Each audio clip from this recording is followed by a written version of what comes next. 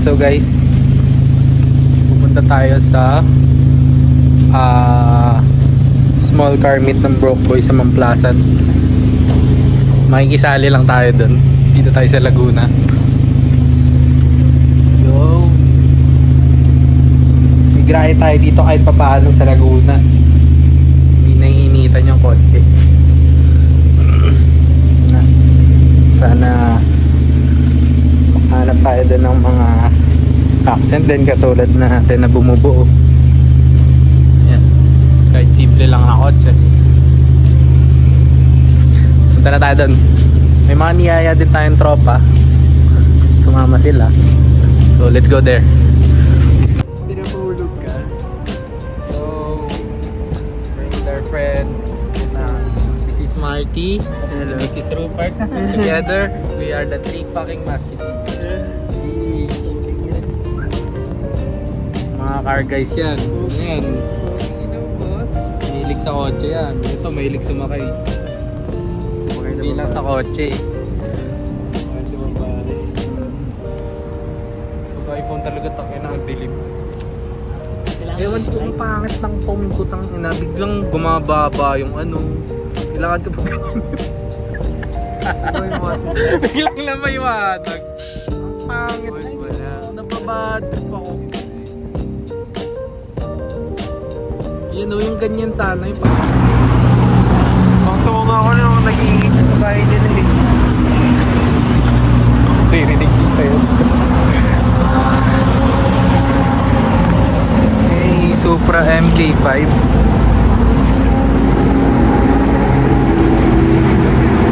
Makikita kayo sa YouTube ko, no? Yo, naka-Airsus na GTR.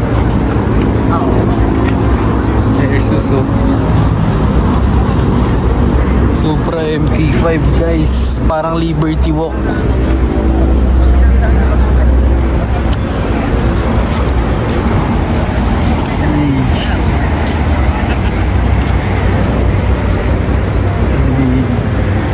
Ganong Hilux yung exactly gusto ko. Ganyan na Hilux. 2018 Yes. Yan na, Civic. Vios. Dati naka-Airsus yan eh. Ngayon meaty na yan. Dati parang ano siya, stance. Ay, Oo. ilayo niya na. Parang sa akin na ba? Ganun. Size 16 din yata. Ito sa Helico. Okay na. FD. Accent. KDM.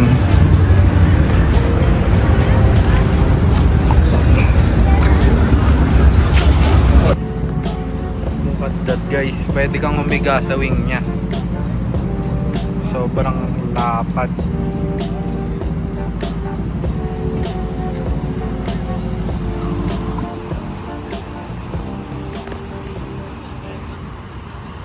Damn. Saan? Oo, ngayon Bermosa. Pwede. Okay lang yan guys. Maganda din yung kotse nyo. Yan o.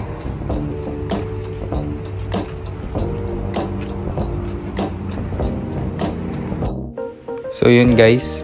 Ito na yung last night na suot natin yung CE28 na 16s. Isaswap natin yan kinabukasan sa Rega Master. Same size din, 16s. Pero 80-40 pala yun. Ito na guys, naswap na natin yung mags natin. Yan. Hindi ko sige na videoan eh, puro picture lang. Yan, treatment check. Bago mag-grab. 80-40 pala kasi aray. Yan, tapos bumili tayo ng paint kasi ipipaint natin ng puti. Yan guys. Alam ko maganda talaga yung silver.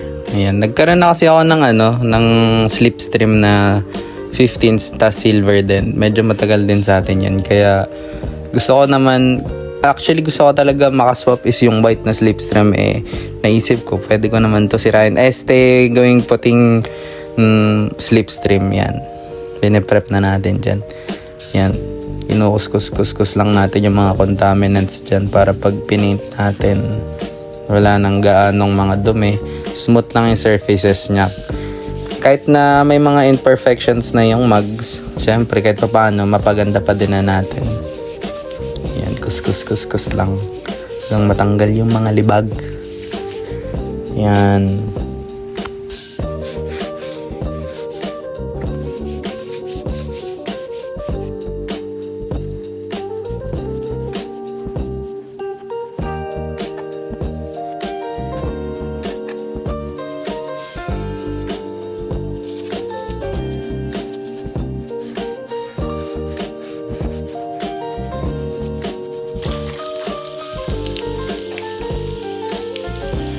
Tapos dito binabasa na natin. Nakita niyo naman ang kintab pa. Alam ko guys, maganda talaga yung silver. Pasensya na, kaya ito yung napagdiskitaan natin, kalikutin. Yan. Ganda pag nalinis. Tapos dito na ako. Yung ibang mugs naman sumunod dininis natin. Yan, sexy ko pala pag nakatalikod. Aray mo. Yan.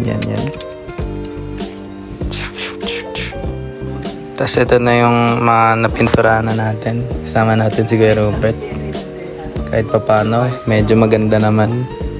For the first time, nakapag-paint tayo ng mugs. Yun namin na montage pa. Kala mo talaga. Mga nagbebenta ng mugs eh. Yan. Yan yung first coating natin guys. Tapos ito na guys.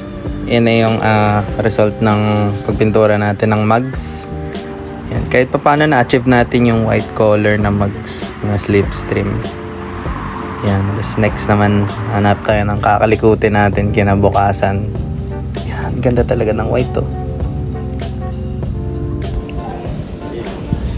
Just arrived today guys.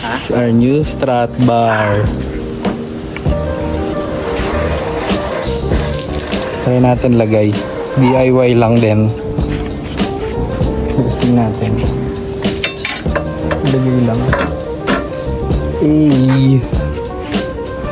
Ganyan siya pag nilagay.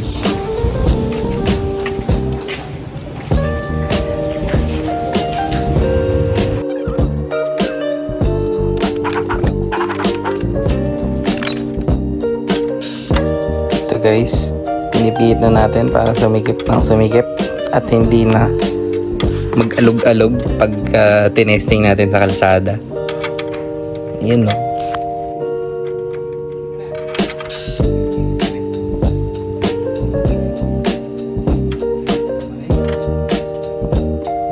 Yun no. Installed na din.